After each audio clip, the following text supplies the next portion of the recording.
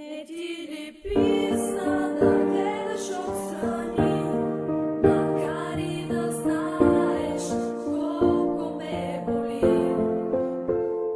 От очите ми стичат се сълзи, от твоите лъжи, от твоите лъжи, от твоите лъжи.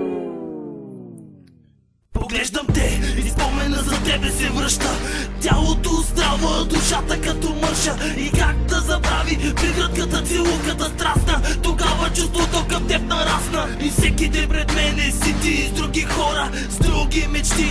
Аз въгъла, гледайки отстрани, представа си нямаш колко много ме боли. Кибрита запален, искрата избликва, красивата карета се превърна на тиква. А момичето остана се така красиво усмихнато, лъчезарно, о, колко мило. Мечтата до мен да си вече изчезна. Борбата за теб беше безполезна. Рана болезнена в мене ти остави.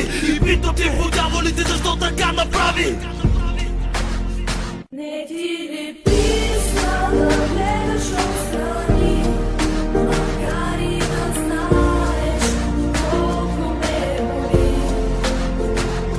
От очите ми стичат се сълзи, от твоите лъжи, от твоите лъжи, от твоите лъжи.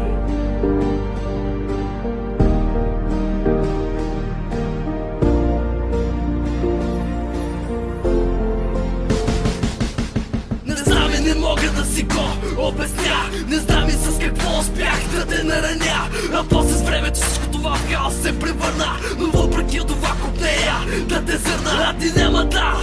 Тогава се обърна. Пътеката по пътя ни се оказа стръмна. Сега съм сам, а стаята отново тъмна. Макар и гледайки напред, поглеждам назад.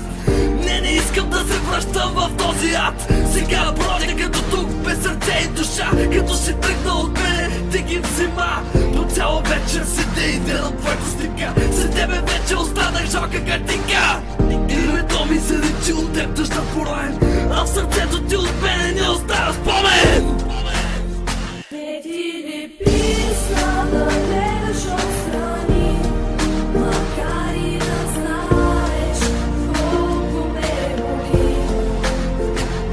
От очите ми стичат се сълзи, от твоите лъжи, от твоите лъжи, от твоите лъжи.